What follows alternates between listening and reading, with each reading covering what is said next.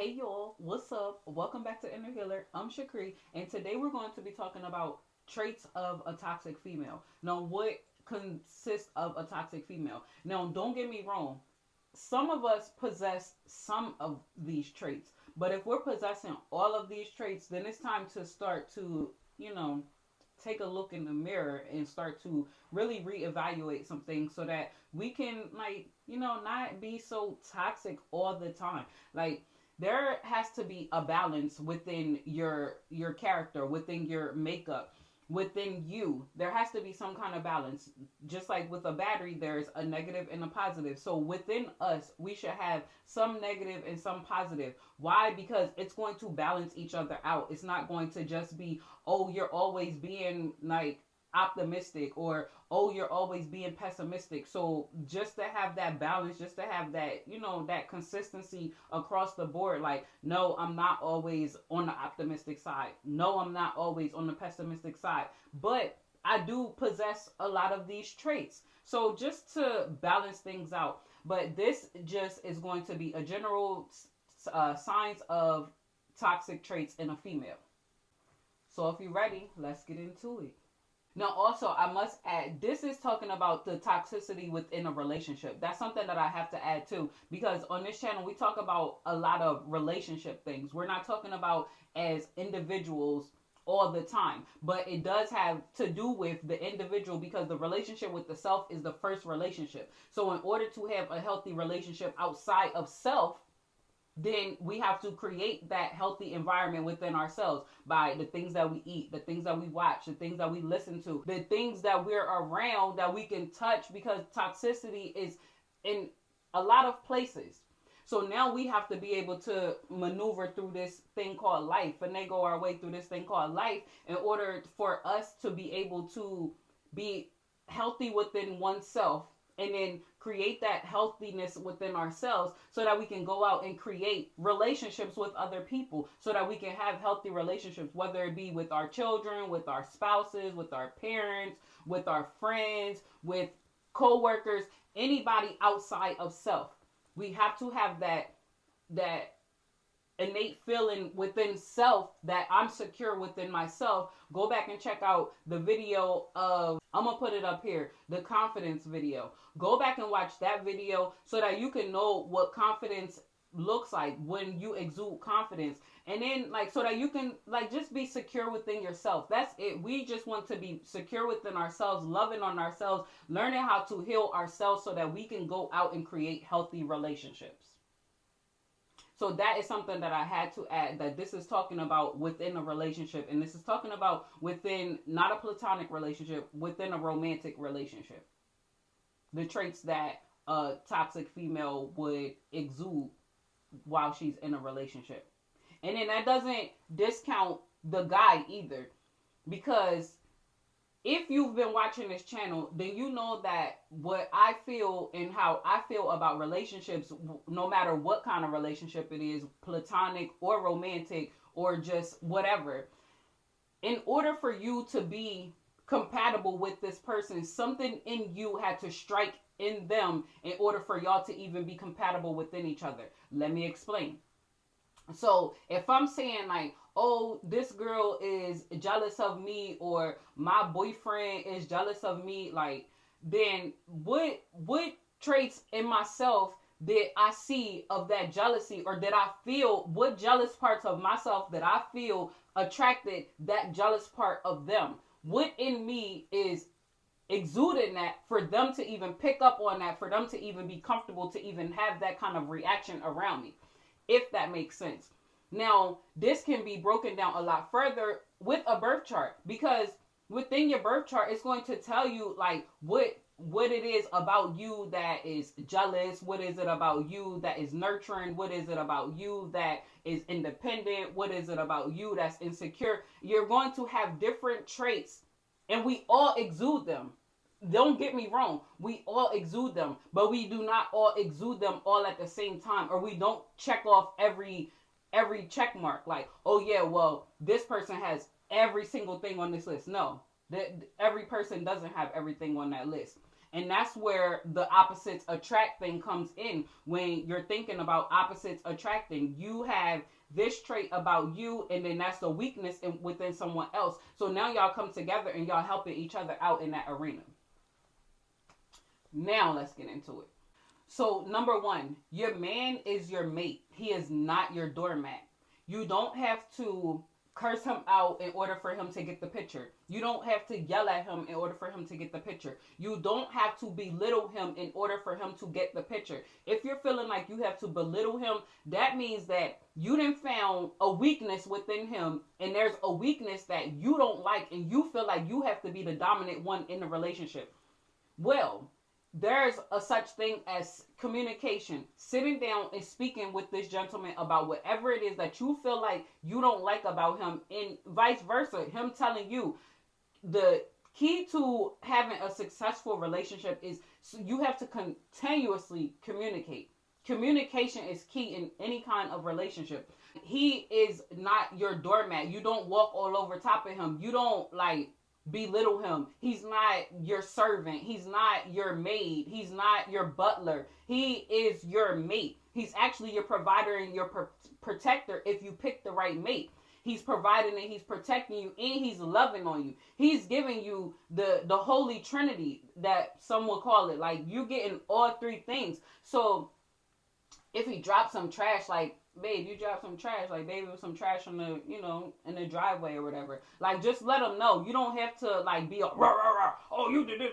Like, that's too much. That's too much. Don't nobody want to be around that all the time. I used to be I'm not even going to say used to be. Even sometimes I will snap out.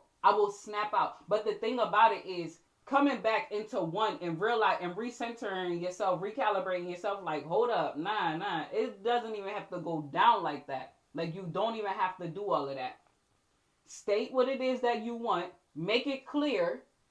Have that conversation with your significant other and let them know, like, this is what I don't like. This is, like, things that you don't like, things that you do like.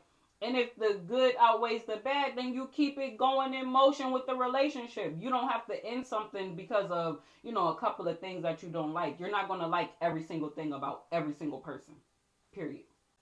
Number two, trying to make him jealous. Now, we're adults, so we're in adult relationships. So we're not doing childish things. Like, if you feel like you have to make somebody jealous, then that's not even the pick for you, and you're not the pick for them. Like, why would us as women want to see our man hurting? Why do we want to see our kings hurting? Why do we want to see the person that we say that we love and we adore and we never want to hurt them? Why would we as women do something to make him jealous? And when you're trying to make him jealous, you're trying to make him hurt, right?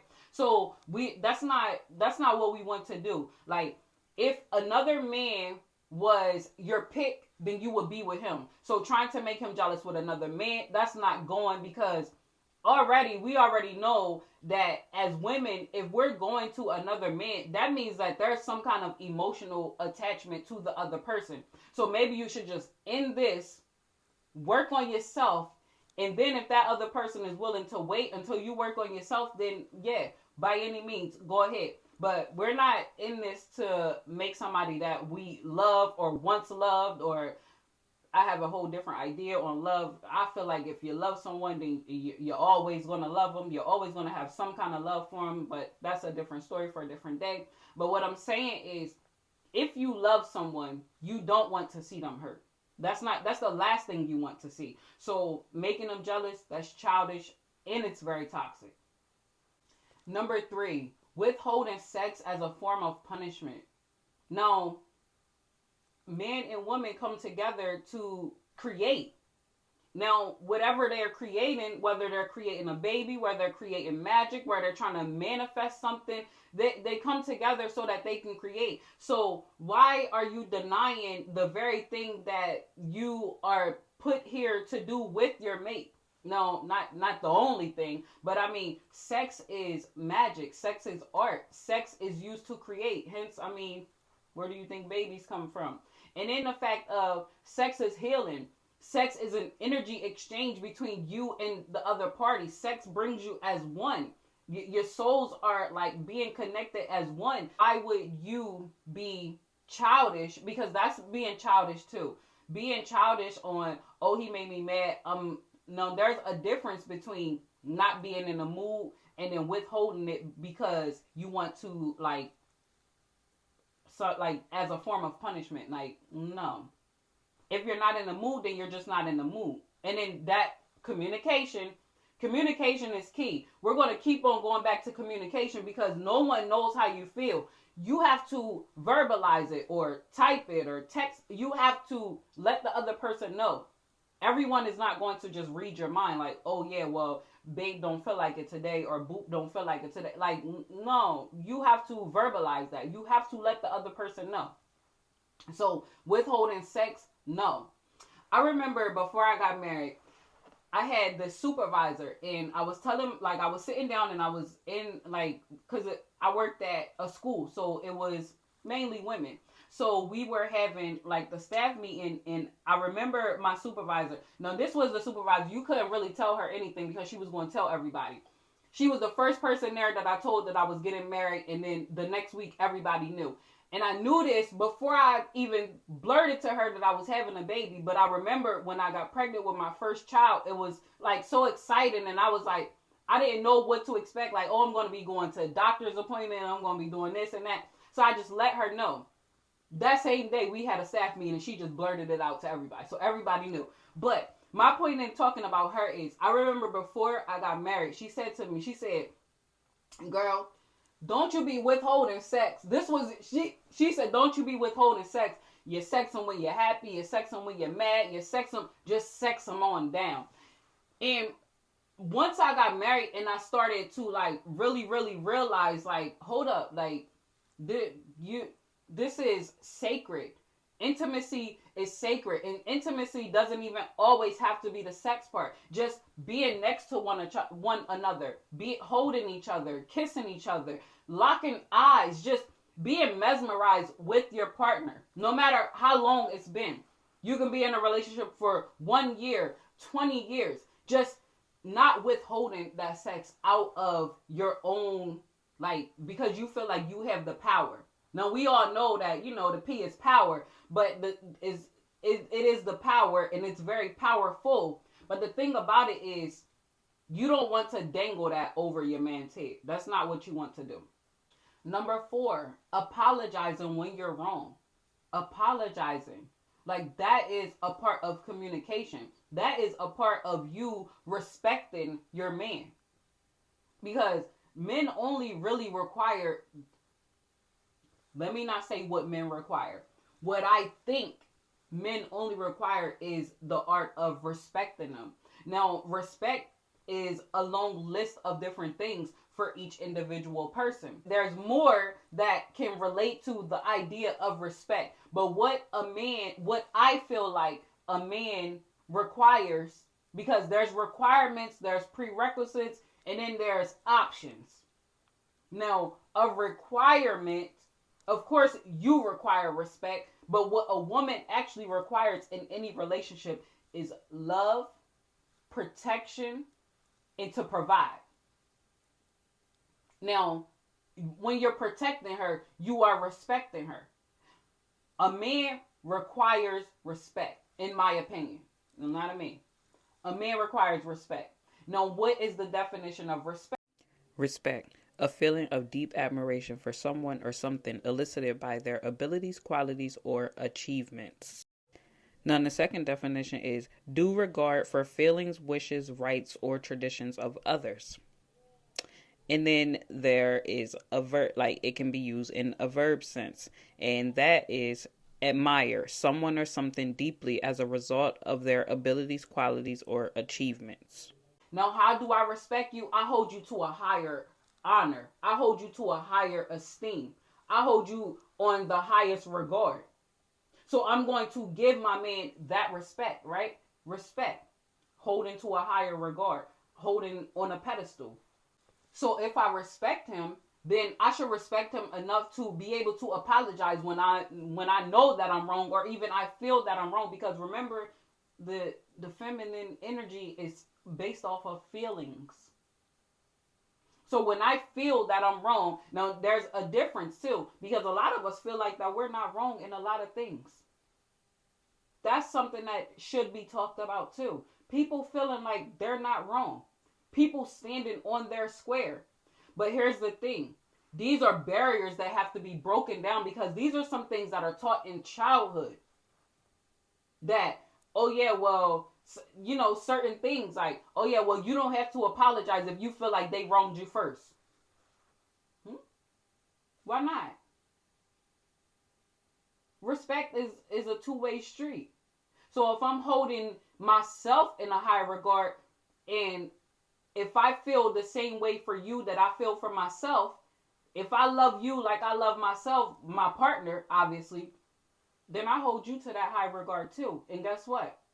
I'm going to respect you enough to apologize when I feel like I have wronged you, or when I know that I have wronged you. Because a lot of times we know deep down inside when we wrong someone. Now, the ego is what stops us from apologizing. Let's just keep it real. The ego is what's there when we feel like we don't need to apologize. So apologies are accepted and very much respected around here. Trait number 5 would be the professional victim. You are not always the victim. You couldn't possibly always be the victim in every circumstance. There are things that you do wrong. There are things that you do that someone else may not like. And then that will turn into a big explosion. Why? Because communication. This person didn't tell you what they don't like, or I didn't tell this person what I don't like. And then if I'm not expressing these things, then guess what happens? A big explosion happens. And then it's like, oh yeah, well, you should know this. That's being a professional victim. How can someone know something if you never stated it to them? That's why everything is always going to go back to communication, because communication is key. Communication breaks down barriers. Communication opens doors. And when you're communicating, you're getting to know the person more and more. You're getting to know a different side of them. You get to know them better and better. So that's why a person that has been talking to someone for 3 months on a consistent basis can say to someone who's been talking to someone for 3 years, but they hardly ever communicate. Maybe they just, hump from here and there. That's how you can tell that this 3-month relationship is more solid, because the foundation was a part of communication, and that breaks down the professional victim. You couldn't possibly be a professional victim if we're communicating. The foundation. If we're communicating, you couldn't keep on using this, oh, you did me wrong, as an excuse for you to do whatever, And then the last one, the independent woman talk. I can do this without you. I was doing this before you got here. I watched my mom do this, or my mom do that, or da-da-da-da, all of the independent woman talk. Now, here's the thing about that. No one on this earth is truly independent. Why? Because you depend on someone for something. Now, whether it's you depending on your job in order for the money to come in, because you had to go out and ask for this job in order for them to accept, in order for them to pay you. So you're dependent on them to have that money in your account on payday, because you gave them a service, so now they have to pay you in return. But you're dependent on them. If you have government assistance, you're dependent on the government to have it on your account or your card, or however they do it these days. You're dependent on them to have it for you, right? Whether you're a stay-at-home mom like myself, I'm dependent on my husband to make sure that this family is straight when it comes to the finances. He's dependent on me to make sure that this house is straight. The children are reared, they're schooled, they're fed, they're clean, the house is clean, things like that. So we're all dependent on someone. So that independent woman talk, or I don't need you, I can do this by myself. We've seen it done before. And we've watched these single moms struggle. We've watched it. We've seen it. Why do we want to keep on perpetuating it? When in the beginning of meeting someone, you know what they're about. we always ignore the red flags. Okay? So independent woman talk, that's another toxic trait of a female. And then we look at I look at things of I look at your dynamics of growing up. What kind of household you grew up in. Now, a lot of us weren't fortunate enough to have a man or our father in our house with us growing up. And a lot of times that makes us bitter. That makes us the bitter Bettys. He's not your father. He's your man. He's not your father. Hate makes you stupid. So you have these blinders on because you're looking for him to do the things that you seen your father do or you seen your father not do. Because if your father wasn't there, then you didn't see him do anything. So now you're basing this, oh, my man is supposed to be like this, when you didn't even have an example of what a man was supposed to be like when you were growing up. So now we're winging it. As adults, we're winging it. Like, is this what a man is supposed to do? Is this what a woman is supposed to do? Because a lot of times if we were raised by single moms, our moms was at work. Our moms were at work, not was. Our moms were at work. They were working so that we could have this quote unquote better life. So that we could live quote unquote better, you know? So looking at him as how you looked at your father, like I said, hate makes you stupid. Accept him right where he is. If this is the man that you pick, accept him right where he is so that y'all can build together. And as y'all start building together, things get greater. Now, this video was on traits of a toxic female. If you like what you've seen in this video, please like, share, and subscribe to this channel. Peace.